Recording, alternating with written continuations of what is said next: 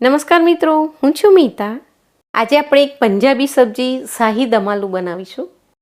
આ શાક આજે આપણે વિધાઉટ ઓનિયન ગાર્લિક બનાવીશું. ડુંગળી લસણ વગર પણ એકદમ ટેસ્ટી બને છે. તમે જરૂરથી એકવાર ટ્રાય કરજો.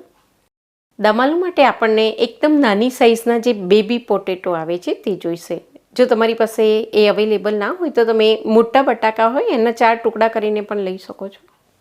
આ બટાકાને અહીં આપણે 70થી 80% જેટલા બાફી લેવાના છે, ઓવરકુક નથી કરવાના.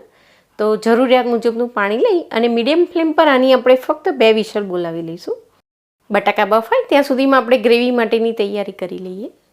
મિક્સર જારમાં અહીં મેં મીડિયમ સાઇઝના 2 ટામેટાં લીધા છે, સાથે 1 ઇંચ જેટલું આદું અને 1 લીલું મરચું લઈશું અને એની સાથે આપણે 8થી 10 નંગ જેટલા કાજુ લઈ લઈશું. હવે આમાં બિલકુલ પાણી નાખ્યા વગર આની આપણે એકદમ સ્મૂધ અને ફાઇન પેસ્ટ બનાવી લઈશું. તો અહીં આપણી કાજુ અને ટામેટાની પેસ્ટ તૈયાર છે. હવે આપણે એક બીજો મસાલો પણ તૈયાર કરી લઈએ. તેના માટે અહીં મેં 1.5 ચમચી જેટલું કાશ્મીરી લાલ મરચું લીધું છે, સાથે અડધી ચમચી હળદર, 1 ચમચી જીરાનો પાવડર, 1 ચમચી ધાણા જીરું પાવડર અને અડધી ચમચી જેટલો અહીં મેં ગરમ મસાલો લીધો છે. અડધો કપ જેટલું પાણી નાખીને અને આપણે સરસ રીતે મિક્સ કરી દઈશું. તો આ રીતે મસાલામાં થોડું પાણી મિક્સ કરીને પછી તમે એને વઘારમાં નાખશો તો મસાલા બળશે પણ નહીં અને શાકનો કલર પણ ખૂબ જ સરસ બનશે. બટાકાને બાફવા માટે અહીં મેં મીડિયમ ફ્લેમ પર કુકરની 2 વિસલ બોલાવી હતી. લગભગ 80થી 90% જેટલા બટાકા બફાઈ ગયા છે. હજી થોડા કડક છે, એને જ્યારે આપણે તેલમાં ફ્રાય કરીશું ત્યારે એ પૂરેપૂરા ચડી જશે. હવે આ આખા બટાકા સારી રીતે ગ્રેવી અને મસાલા એબ્સોર્બ કરે એટલા માટે ફોકની મદદથી પહેલાં એની પર આ રીતે આપણે માર્ક્સ લગાવી દઈશું. હવે પહેલાં આપણે બટાકાને તેલમાં ફ્રાય કરીશું, તો એના માટે હું અત્યારે થોડું વધારે તેલ લઈ લઉં છું. અહીં તેલ બરોબર ગરમ થઈ જાય એ પછી જ બટાકાને આપણે તેલમાં ફ્રાય કરવા નાખીશું. અહીં મેં 250 ગ્રામ જેટલા બટાકા લીધા છે, એનાથી તમે લગભગ 4 વ્યક્તિને સર્વ કરી શકશો. અહીં બટાકાનું ઉપરનું લેયર એકદમ ગોલ્ડન બ્રાઉન થાય ત્યાં સુધી આપણે તેને સાંતળી લઈશું. આ શાક જો તમારે ઓછા તેલમાં બનાવવું હોય તો બટાકાને આ રીતે ફ્રાય કર્યા વગર જ બાફીને સીધા ગ્રેવીમાં પણ મિક્સ કરી શકો છો. ખાસ તો દમ આલુની સબ્જી બટાકા આ રીતે ફ્રાય કરીને જ બનાવાય છે. આ રીતે બનાવશો તો અસલ બજારમાં તમારી જે દમ આલુનો ટેસ્ટ હોય છે એવો જ ટેસ્ટ ક્રિએટ થશે. તો અહીં આપણા બટાકા સરસ ફ્રાય થઈ ગયા છે, એકદમ ગોલ્ડન બ્રાઉન થઈ ગયા છે. ગેસને હવે આપણે બંધ કરી દઈશું. આને આપણે તેલની બહાર કાઢી લઈશું. તો બટાકા બાફો ત્યારે તમારે એને પૂરેપૂરા નથી બાફી લેવાના. ઓવરકુક કરશો તો પછી તમે એને જ્યારે તેલમાં ફ્રાય કરશો ત્યારે એ ફેલાઈ પણ જશે અને તેલ પણ વધારે એબ્સોર્બ કરશે. અહીં આપણે બટાકાને થોડા કડક રાખ્યા હતા, તો જુઓ સરસ ફ્રાય પણ થઈ ગયા છે અને એકદમ સોફ્ટ પણ બની ગયા છે. આપણે જે બટાકા તળ્યા હતા એ જ તેલને મેં ગાળી લીધું છે અને ફરી 3 ટેબલસ્પૂન જેટલું તેલ લઈ લીધું છે. તેલ હજી એકદમ ગરમ જ છે. એમાં આપણે 1 ચમચી જેટલું જીરું એડ કરીશું અને એની સાથે મેં થોડા ખડા મસાલા લીધા છે. તજ, લવિંગ, મરી, તમાલપત્ર અને સૂકા લાલ મરચાં, સાથે અડધી ચમચી જેટલી આપણે હિંગ એડ કરી દઈશું. સાથે થોડો મીઠો લીમડો પણ એડ કરી દઈશું.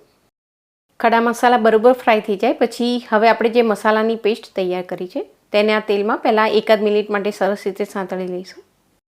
આ શાક જો તમારે ડુંગળી સાથે બનાવવું હોય તો તેલમાં પહેલાં તમારે ડુંગળી સાંતળી લેવાની અને એ પછી આ મસાલાની પેસ્ટ મિક્સ કરવાની. મસાલાને બરોબર સાંતળી લીધા પછી હવે આપણે ટામેટાં અને કાજુની પેસ્ટ મિક્સ કરી દઈશું.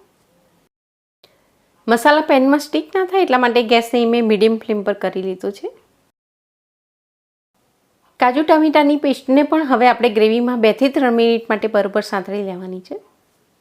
ટામેટાં બરોબર ચડી જાય એનો કાચો સ્વાદ જતો રહે ત્યાં સુધી આપણે તેને સાંતળી લઈશું. 2 મિનિટ પછી હવે આપણે જોઈ રહ્યા છીએ કે ગ્રેવીમાંથી ખૂબ જ સરસ તેલ પણ રિલીઝ થવા લાગ્યું છે. ટામેટાની પેસ્ટ બરોબર ચડી જશે એટલે ગ્રેવી એકદમ સ્મૂથ બની જશે અને તેલ પણ રિલીઝ થવા લાગશે. શાકની ગ્રેવી જો તમારે ડુંગળી વગર બનાવવી હોય તો 250 ગ્રામ જેટલા બટાકાની અંદર તમે મીડિયમ સાઇઝના 2 ટામેટાં અને 8થી 10 નંગ જેટલા કાજુ લઈ લેશો તો ગ્રેવી એકદમ ઘટ્ટ બનશે. હવે ગ્રેવીમાં આપણે 2 ચમચી જેટલું તાજું મોળું દહીં મિક્સ કરી દઈશું. દહીંને મેં હેન્ડ વિસ્કરની મદદથી એકદમ સ્મૂથ બનાવી લીધું છે અને પછી હું મિક્સ કરી રહી છું. દહીંને આપણે ગ્રેવીમાં બરોબર મિક્સ કરી દઈએ. તો અહીં આપણી ગ્રેવી હવે તૈયાર થઈ ગઈ છે. છેલ્લે હવે આમાં આપણે સ્વાદ પ્રમાણે મીઠું પણ મિક્સ કરી દઈશું. હું આમાં 1 ચમચી જેટલું મીઠું મિક્સ કરી દઉં છું.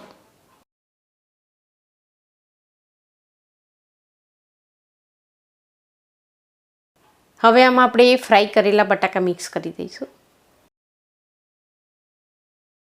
પહેલાં આપણે બટાકાને મસાલાવાળી ગ્રેવીમાં બરોબર મિક્સ કરી દઈશું. બટાકામાં મસાલા સરસ રીતે મિક્સ થાય એટલા માટે ગ્રેવીમાં બટાકાને અહીં આપણે 2 થી 3 મિનિટ માટે ચડવા દઈશું. હવે આ સ્ટેજ પર ગ્રેવીમાં આપણે થોડું પાણી મિક્સ કરી દઈશું. હું અહીં અડધો ગ્લાસ જેટલું પાણી મિક્સ કરી દઉં છું. બટાકા છે એ ખૂબ જ પાણી એબ્સોર્બ કરે છે. પાણી મિક્સ કર્યા પછી ગ્રેવી છે એ થોડી વધારે ઘટ્ટ બની જાય છે. હવે આને ઢાંકીને આપણે મીડિયમ ફ્લેમ પર ફક્ત 2 થી 3 મિનિટ માટે જ ચડવા દઈશું. તો અહીં પાણી મિક્સ કર્યા પછી મીડિયમ ફ્લેમ પર શાકને મેં 2 થી 3 મિનિટ માટે ચડવા દીધું છે. અહીં આપણે જોઈ રહ્યા છીએ કે ગ્રેવી પહેલાં કરતાં થોડી વધારે ઘટ્ટ થઈ ગઈ છે અને શાકમાંથી ધીમે ધીમે તેલ પણ સેપરેટ થવા લાગ્યું છે. તો અહીં આપણું દમ આલુનું શાક હવે તૈયાર થઈ ગયું છે. છેલ્લે એની પર આપણે ફ્રેશ કોથમીર સ્પ્રિંકલ કરી દઈશું. હવે અહીં શાક તૈયાર થઈ જાય પછી ગેસને બંધ કરીને શાકને ઢાંકીને ફરી એકવાર 5 મિનિટ માટે આપણે તેને સીઝવા દઈશું. તો હું અહીં ગેસને બંધ કરી દઉં છું અને શાકને આપણે ઢાંકીને 5 મિનિટ માટે સીઝવા દઈશું. પછી આપણે તેને સર્વ કરીશું.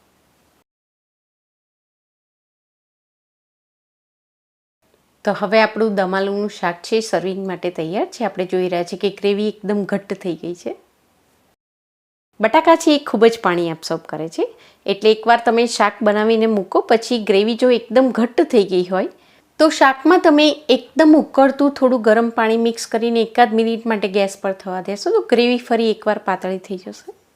તો દમ આલુનું આ શાક ડુંગળી લસણ વગર પણ એકદમ ટેસ્ટી બને છે. તમે જરૂરથી એકવાર ટ્રાય કરજો. આઈ હોપ કે આજની આ રેસીપી તમને ચોક્કસ પસંદ આવી હશે. Thank you.